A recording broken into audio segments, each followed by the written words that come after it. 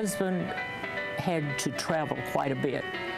Thomas is out in Kansas, I think. It's the Midwestern state. When he came home, he had a piece of music in his hand, and he said, "You won't ever believe the pianist I heard."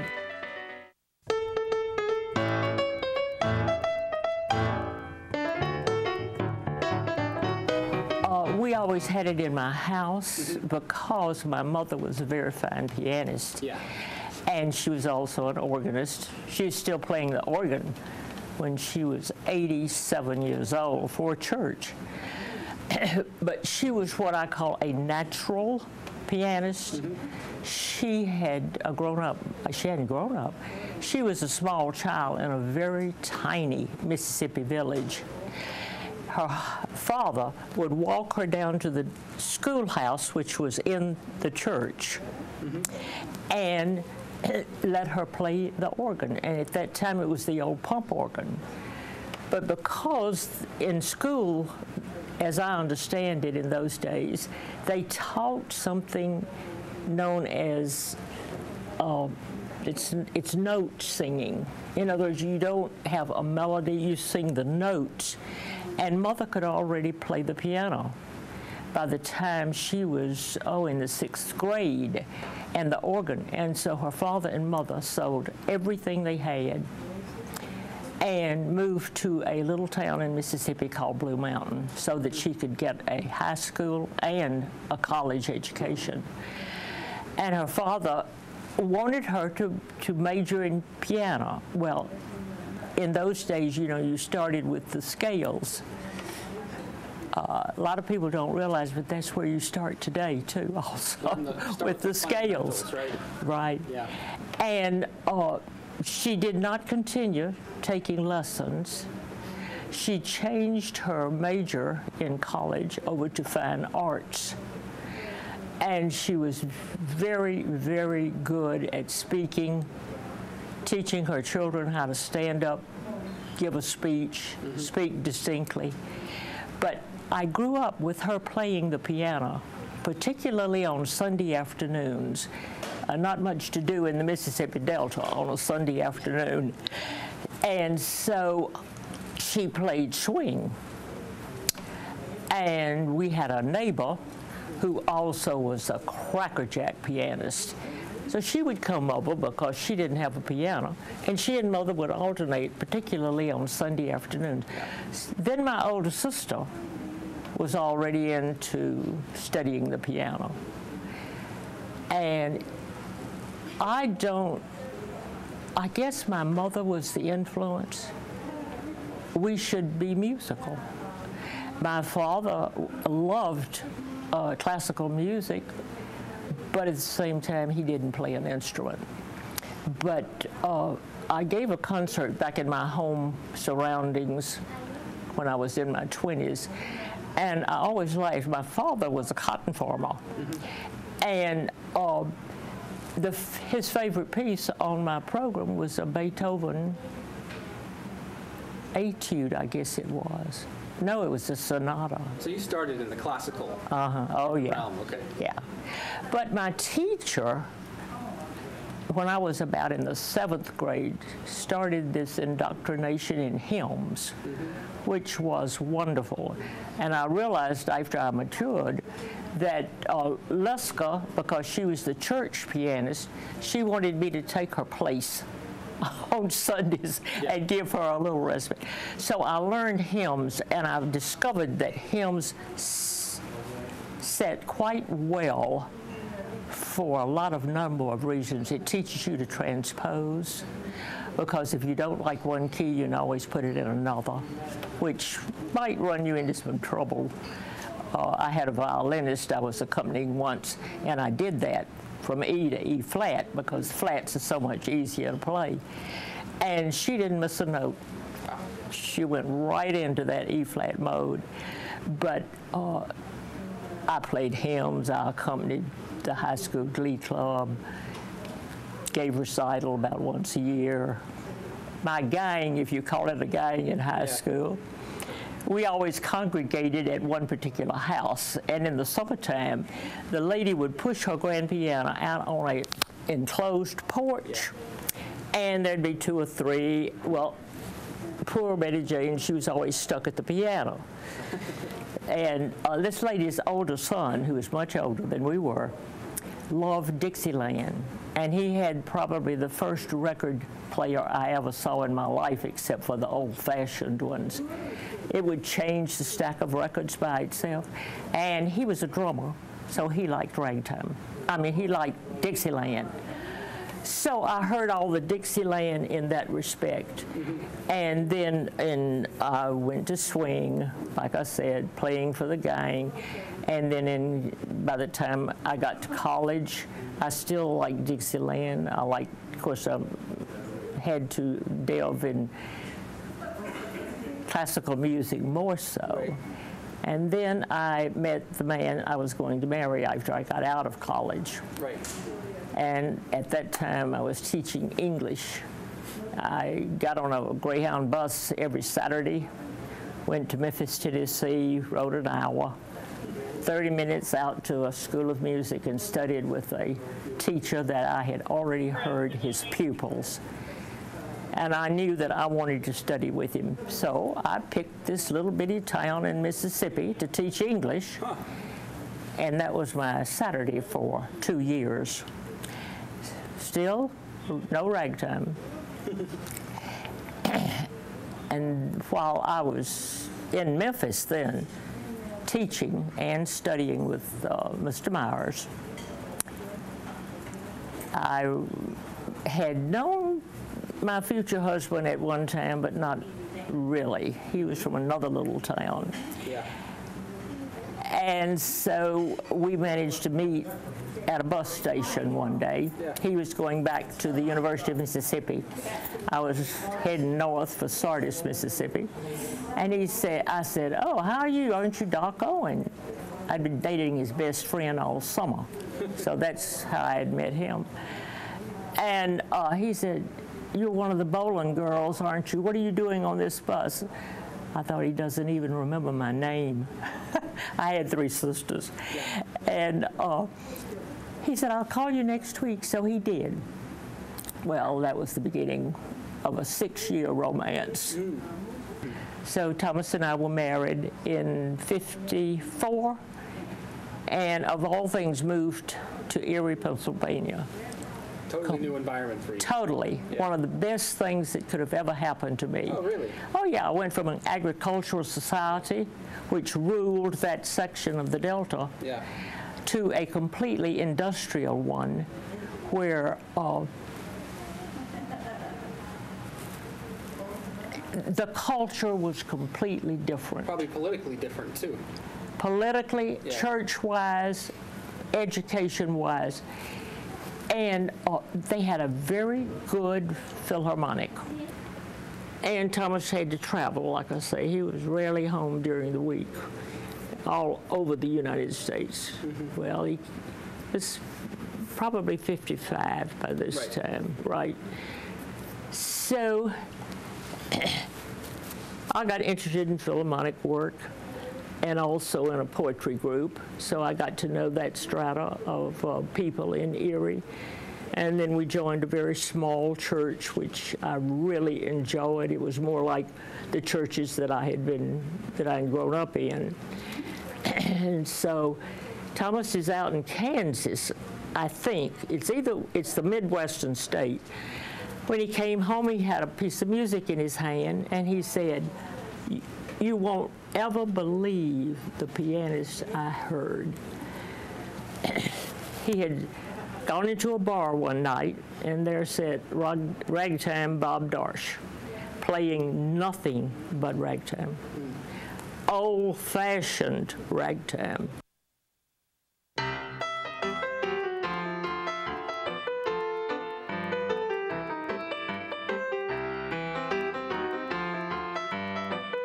What do you do with a rag? You clean with it. You throw it away.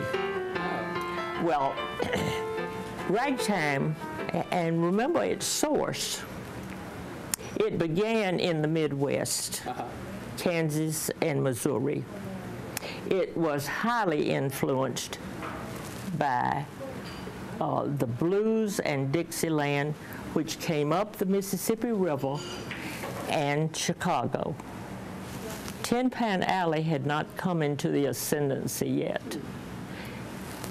And there's another reason for ragtime being mainly where it was formed originally.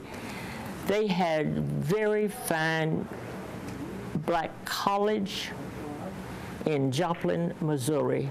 Also, there was, I don't know why, the Midwest, Kansas, Nebraska, Missouri, they provided schooling for the African Americans. This is not, 1900 is not very long after the Civil War ended. And you had minstrels, which adopted ragtime. You had traveling bands of very young black musicians, and when I say young, 16, 17, 18. You also have to remember where they played, mainly in speakeasies, brothels, dance halls. So it was considered unsavory. And that summer, which would be then the summer of '57, I was down in Mississippi with my parents, and they were going actually furniture shopping. And while they furniture shopped, there was a trash store very close. Mm-hmm. Well, by this time, Thomas and I had really gotten into the ragtime collection of if you could find music, which you couldn't find. There was no sheet music published. And I ran across the Maple Leaf Rag. Scott Joplin bought it, took it home. Thomas and I started working on that. And I mean, you work when you play the Maple Leaf Rag. Oh, I bet. I don't play it much, but if I really work at it, I can play it. When this is like an evolution in a way. Mm-hmm. Thomas and I had, with our friends, when Thomas grabbed hold of something, it literally ruled his life except for his business. And so we had bought an old upright piano for $20, I think. We were, of course, in Erie, every house had a basement. So he and a buddy put that upright grand into our basement. Well, then when the children came along, we had a dog named Ragtime. He was in the basement. We had the swing set in the basement, because in Erie, from October to April, it snows. So your children can't go out. So we put the swing set down there. We had the choo-choo train running around the track, Thomas on the piano. Mm-hmm. And he had followed Bob Darsh. Wherever Bob Darsh played I guess you call them gigs. He was there. He was there. And he kept, raving about him. And so the sterilizer company had a subsidiary in Toronto, Canada. So Bob always played Toronto twice a year. Mm-hmm. So I don't ever know exactly how Thomas arranged his trips, but I got on a bus in Erie one day with my trusty book in my hand. They all played ragtime, and met Thomas in Toronto. And when he got in from the laboratory that night, we went out to hear Bob. The line reached around the entire block outside. That's how popular he was wherever he played. And I thought I could hear him, and I thought I would die if I did not get to hear him in person. It was an odd feeling. So somehow, I'm sure Thomas hopped around to the back door and gave somebody a 20, and I got to hear Bob. And I didn't go to sleep that night. It was that good because it is perfect piano. Yeah. And my favorite instrument, my favorite mode of therapy, if you want to call it therapy, is the piano. I don't get to hear many great pianists anymore, but I have heard the greats on the piano. And I have heard people in little bands, you know, all types of swing. I went through the boogie-woogie craze in the 40s and learned boogie-woogie, which is great. But when I heard ragtime, it was piano at its purest. So Bob introduced us to a couple of Torontoans who had formed a ragtime society. And once we went out to the guy's house, he had a den that was nothing but 1900. Ragtime piano music papered the walls, the piano, the bar, the spittoon. It just looked like that era. And they also published a newsletter. So every month we'd get a newsletter, what was going on, some of the pianists that were coming in, and by this time we had gotten a pretty fair collection of the old music. I brought one piece. Yeah. I had 3 boxes like the old music. And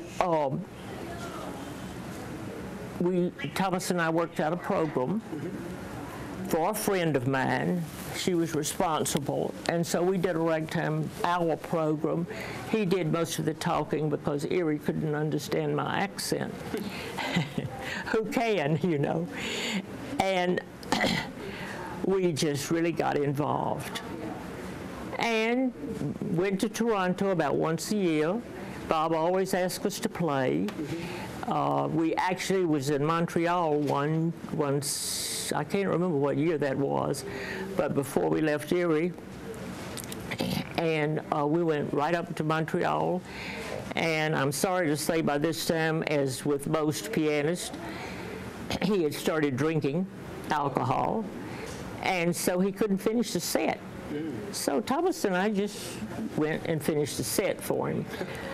He was here when we moved here in '65, and we went down to see him in the district. He came out to the house one Sunday afternoon, and my 2 daughters by this time, you know, they, as my younger daughter would say, and I think I told you this, from the time she was about 2 or 4, she didn't go into another person's house, you know, and play with the children. But by that time, my older daughter was 2 years older, and they would just go down the street to a neighbor's. Yeah.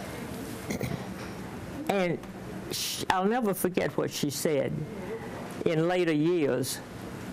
Mother, I thought every house had an upright piano, a dog named Ragtime, a swing set in the basement. And to her, that was an eye-opening experience.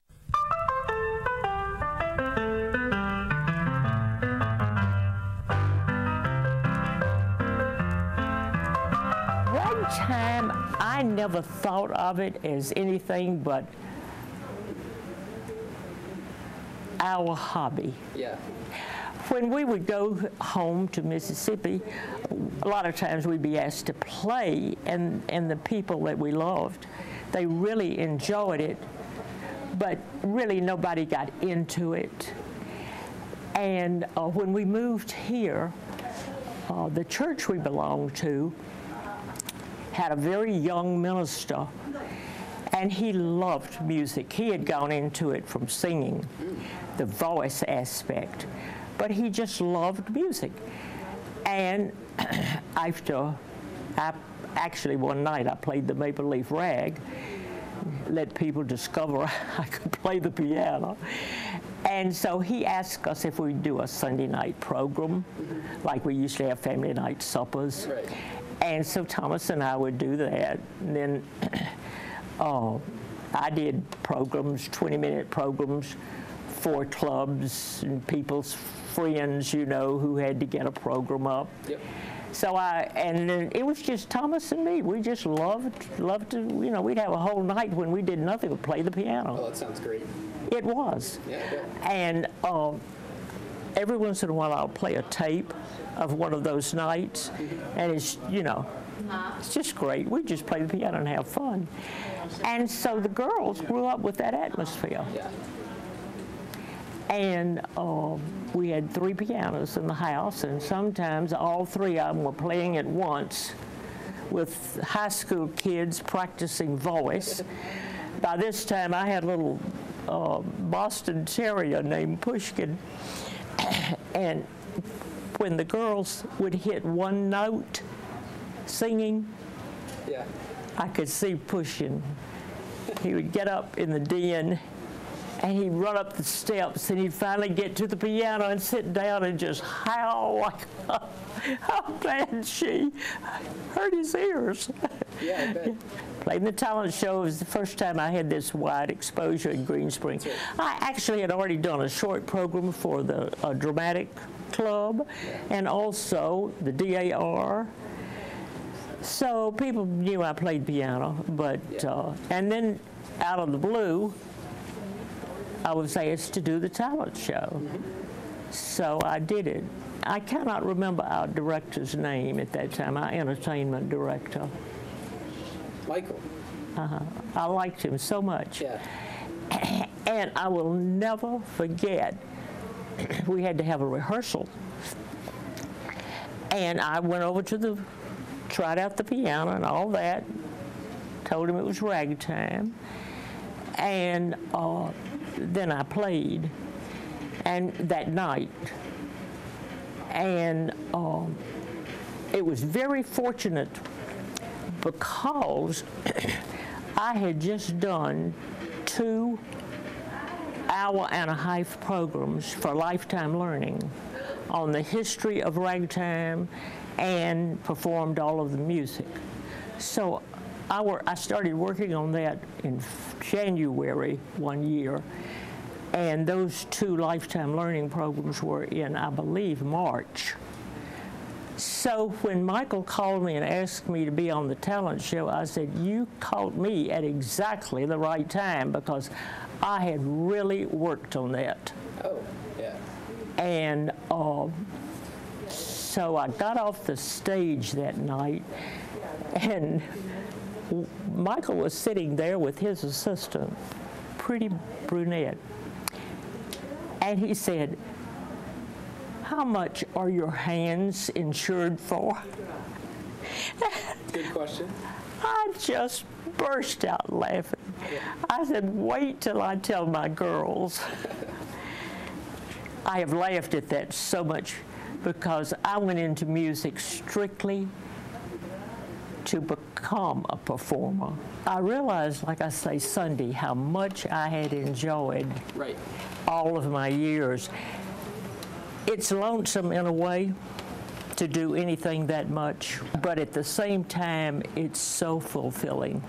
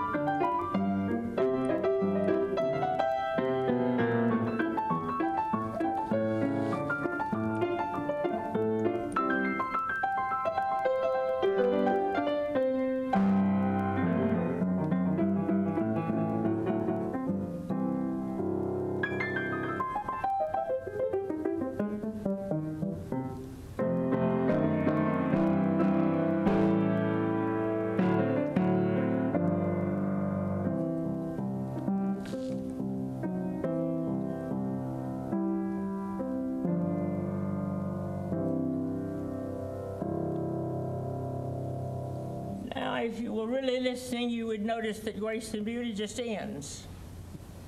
A flat, just like that.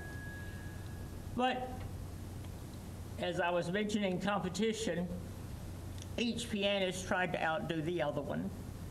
And so therefore they added little, what I call signature finishes.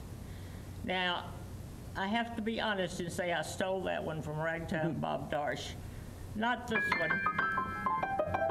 I got the idea one day working around on a piece that came out in the 30s called Kitten on the Keys. And it had a great tag ending, so I sort of adopted that also. But it's a lot of fun to put something on the end, but almost all of Scott Joplin and Jimmy Scott's numbers just ended with a chord, which actually meant this is the end of the dance. The next piece is Solace. It was written by Scott Joplin. Is it okay if I hear that one again? 1909. May I hear that one again? Oh, Yeah, the flashy one? Yep. Okay. if you don't mind. Okay.